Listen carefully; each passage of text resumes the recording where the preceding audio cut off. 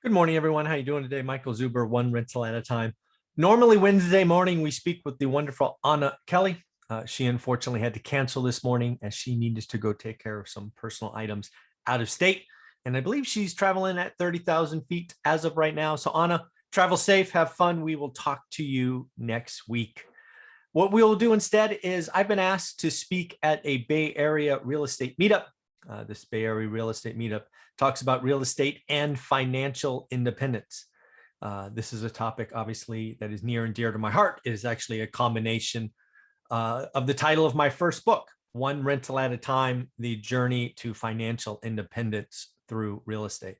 So I was very honored to be invited to speak at this event. What I wanted to do here is record kind of a practice or dry run of the presentation so all of you can see this and let me know what you think. So let me bring it up and we will go through this together.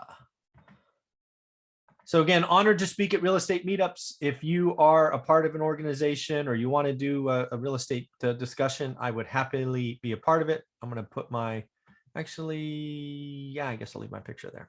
So again, Michael Zuber, thank you for letting me be a part of your real estate meetup. I thoroughly enjoy the topic of real estate investing, buy and hold, and obviously enjoying financial freedom or financial independence for the last several years. What you see here is a picture of the cover of my first book, One Rental at a Time. It is just that. It is a story of someone getting to the age of 30, not realizing they are in the rat race, reading Rich Dad, Poor Dad, and then starting a 15-year odyssey of good and bad in the real estate market. I started this journey back in 2002, before the bubble. Was a big part of the bubble, the crash, and the return. So it's an exciting 15 years to be a part of the journey. So if you want to read about it, that is the book. It is not a how-to book. Don't go to the book looking for how-to. It is simply a historical review of our personal investing journey, the good and the bad. So in the presentation today, I'm going to go through kind of about the speaker so you know who is speaking with you. I'm going to share with you some of my beliefs after 20 years. I'm going to break down my entire investing career into 6 stages. I have never done this before. I'm not sure if it's going to work well, but I'm going to give it a shot. I'm going to highlight some mistakes to avoid. Some of them I've made and some of them I've seen others make. I'm going to give something away. I'm going to show you how I help, I teach, I mentor folks to find great deals. This is something you will see me repeat throughout this is I think real estate is investing as a skill. And because it's a skill, I can teach it. I can help you. I've done it. And thankfully now I've helped thousands of people. And if you want to do it too, I have a course called How to Get Started One Rental at a Time. I want to close with a message for you. And oh, by the way, let's take a look at the next 10 years or 8 years, right, through 2029 and talk about what might happen. Because again, it is fun sometimes to look in a crystal ball that is clearly broken and dirty. And let's make some guesses about what might happen. So who is Michael Zuber? First and foremost, I want to make it clear. I did my 20s all wrong, at least from a financial perspective. I was a big part of the rat race and I didn't even know the rat race existed, right? I went to school, I went to college, got a degree, got a job, went back to college to get a master's degree. Why? Because you go to school, you get a good job, you make a lot of money. That's what I thought. That's what I did. And as my income went up, so did my spending. I allowed my lifestyle to inflate to my income, which is dumb, dumb, dumb. So again, college educated, married with 1 child. We did this whole journey raising a daughter who now is actually out of the house. But yes, this is this is a journey of a family from nothing to something.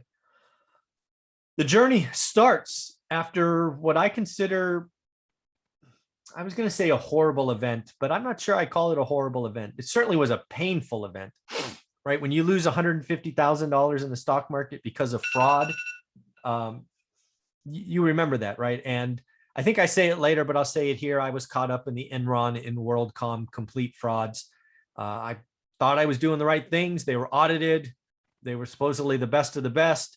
And I got snookered for $150,000. that's where our journey starts. I walk into a bookstore, defeated, depressed, seeking answers, and I bumped into Rich Dad, Poor Dad, and it starts an amazing journey.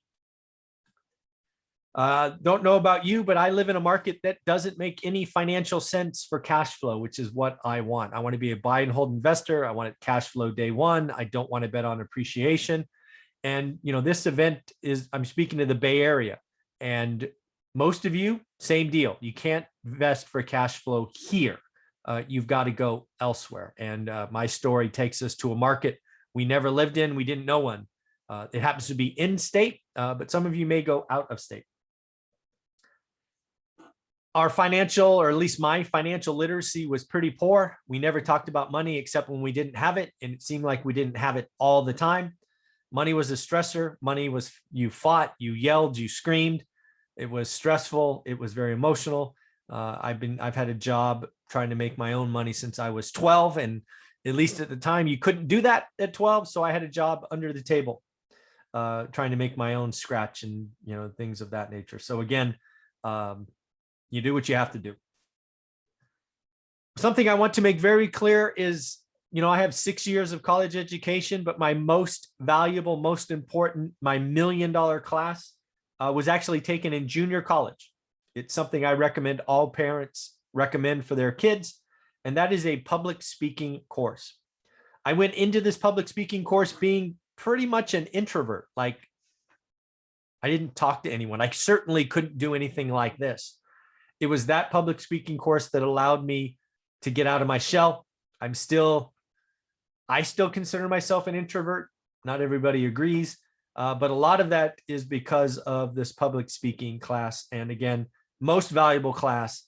If I would have only taken that class and not gotten any of my degrees, I'd still be where I am today for the most part, I think. And again, while our journey starts at 30, it ends at 45. And buy and hold real estate, financial independence was done. We replaced 2 six-figure incomes thanks to buy and hold real estate. That again is all captured. That entire journey is captured in the book that is behind my shoulder, One Rental at a Time. So some beliefs for you. I believe most new investors get lost and go nowhere because they lack focus. Lots of new investors, maybe this is you. You watch YouTube University, you go to real estate meetups, and you're going to do buy and hold because you watch Mike Zuber. Then you're going to do Airbnb or Airbnb arbitrage, or then you're going to just do syndications, or you're going to be limited partners. Then you're going to flip. Then you're going to do mobile homes. Then you're going to do land development. Then you're going to do this. And then, oh, by the way, you're going to go California, and then Texas, and then Ohio, and then Alabama. And you guys are all over the place. Most new investors, you all need to get focused, and you need to learn the skill. You don't learn the skill by bouncing around. Again, I've said it here. I've said it again. I'm sure I'll even say it again as we wrap up. Real estate investing is a skill, and because it's a skill, you can learn it. You are not just naturally gifted, taller, faster, stronger. You can learn real estate investing. It takes focus and daily discipline, but you can do it. I've helped thousands of people do it. Step one, and I will do this in this presentation. I will talk about the buy box in detail, and then I will give you my buy box from 2002 as a sample. Again, this is my big give. If you want more details and talk about it and get part of the course, it's all there, but I will give it away here. And again, there is no step two. You need to get a buy box and look at it every day. That's it. Warren Buffett says rule number 1, don't lose money. Rule number 2, see rule number 1. Kind of the same thing for me. For me, you must learn what a good or great deal is. That's it. It doesn't matter if it's flipping, wholesaling, Airbnb, apartments. You got to know what a deal is. And for me, the answer is, what is average? What's an average deal? Once you can articulate average, you can go find good or great. The problem is the MLS is full of average or bad deals. Anybody can buy on the MLS. You want to do a deal today? Turn on Realtor, Zillow, Redfin, find one, buy one. That is lazy. That is gambling. I want you to do the work. I want you to look for 60, 90 days.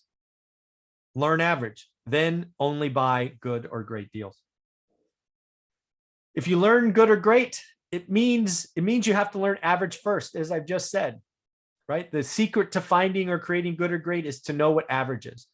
In my market, average is 6. Maybe yours is 9. Maybe yours is 2. I'm not here to judge, but whatever average is, do better than average. Time in the market is much better than timing the market. You've got to recycle capital. We'll talk about this in my six stages of our journey. Should become very obvious what this means.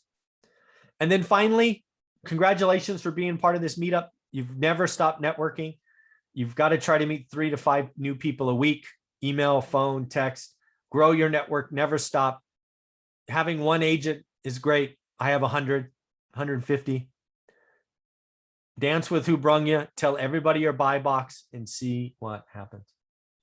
So here are the stages. We're going to go through these kind of quick. Stage 1, 2002. We have $40,000 to start. We buy our first rental December of 02. We're excited. Buy it for 107, rents 1095. Yay, cash flow. However, first tenant never pays. Lost 4 months of rent, $15,000 in repairs. If you want the whole story, it's in the course. I talk about it all the time. It's called Norris Drive. On top of the first one, we end up buying 2 more properties, and bingo bango, our cash is gone. Our down payment cash is gone. That's it. That's stage 1, 3 houses. Stage 2, we start to do cash out refis, our first attempt at recycling capital. I unfortunately do it badly the first time. Again, on Norris Drive. The bank says, how much cash do you want? I say, how much cash can I get? I take it all. My payment now is, I don't know, $1,250, $1,300, but my rent's $1,095. Rent didn't change. So I'm taking money out of my account every month, even with no repairs. That, folks, is what I call an alligator. It is the only picture in my first book. No alligators. But the good news is, because we did a cash out refi, we bought 2 more houses. Then in stage 2, we do cash out refis of property number 2 and property number 3. We do it better this time. We don't go negative, so we don't take out as much cash. But because we refi number 2 and number 3, we buy 2 more properties. We end stage 2 with 7 properties and 8 doors, right? 1 was a duplex. However, we can't buy anymore. It's now 2006 and prices are stupid. Stage number 3 starts with us attending a real estate meetup. Just like this meetup, I went to a real estate meetup called the California Crash.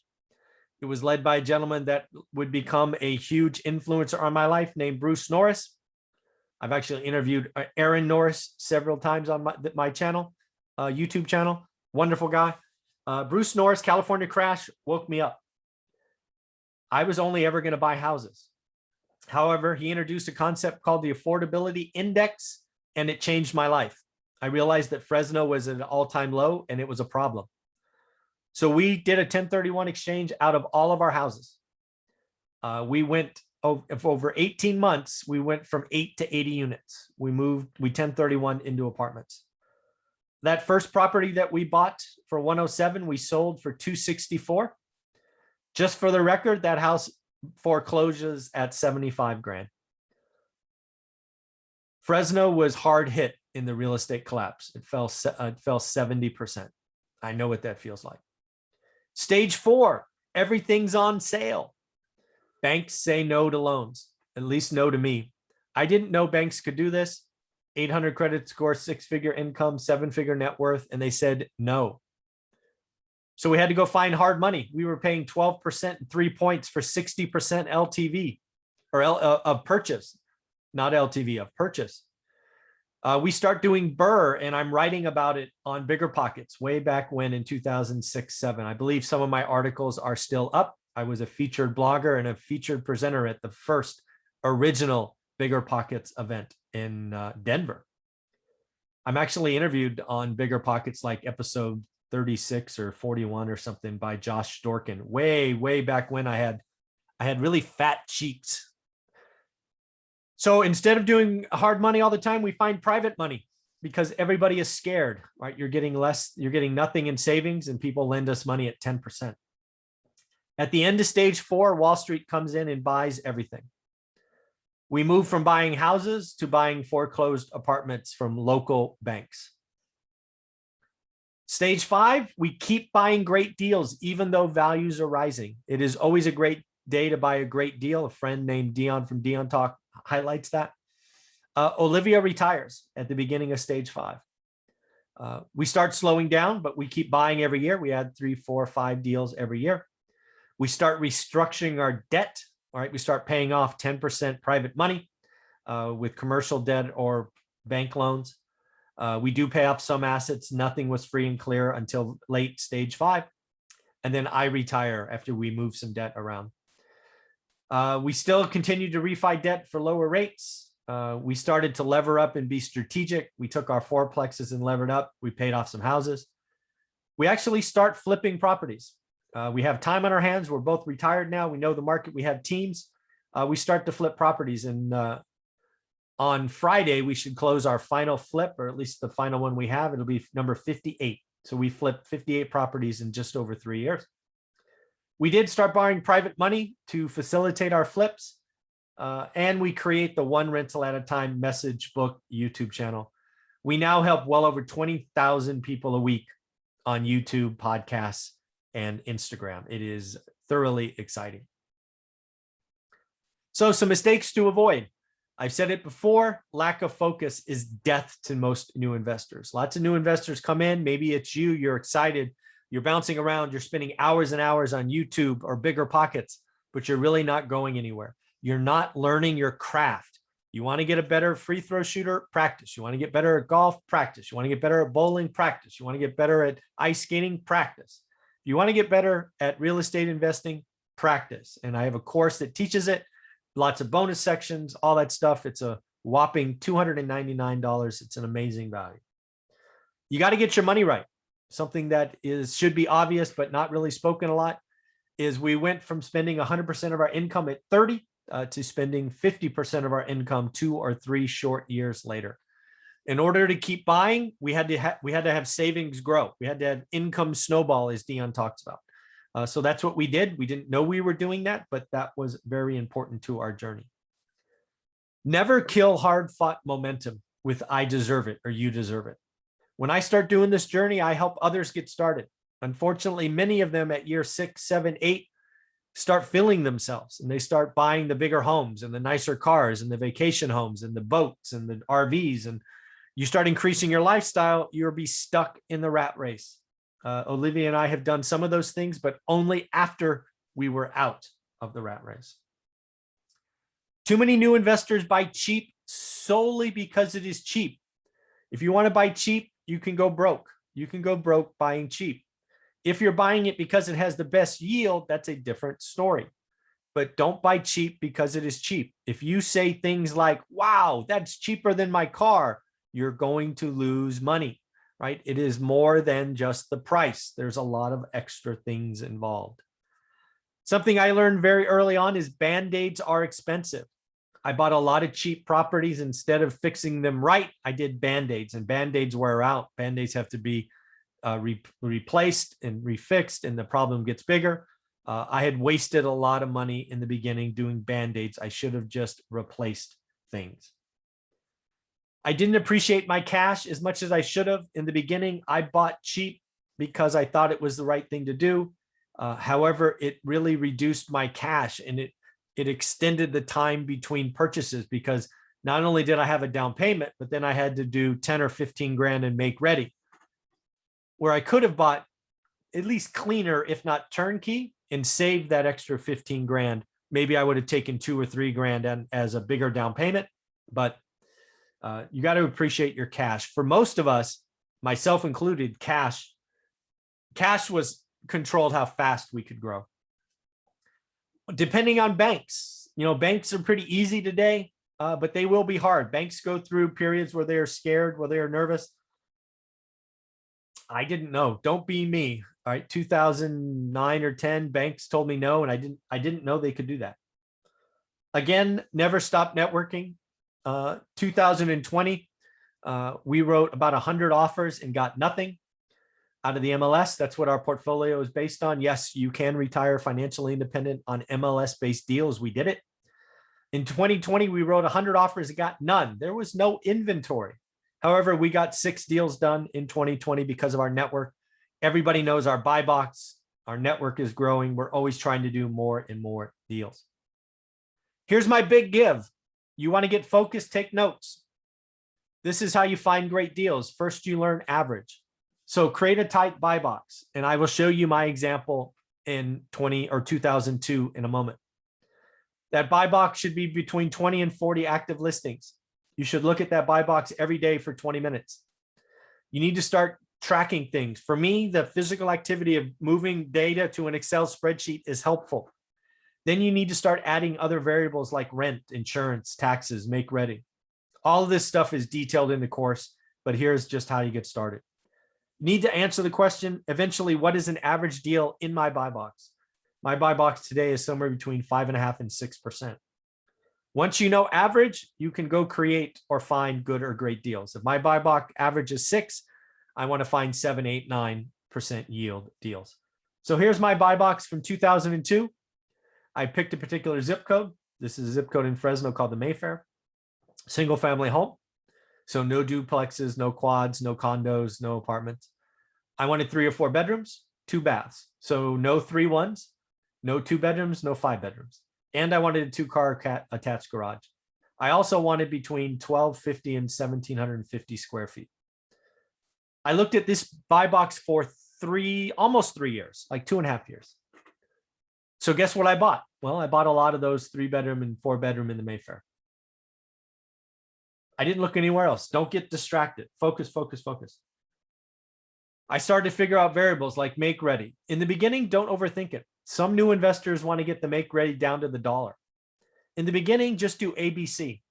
A is turnkey, meaning 0. C is full gut, whatever that is for you. It's 25, 30 grand.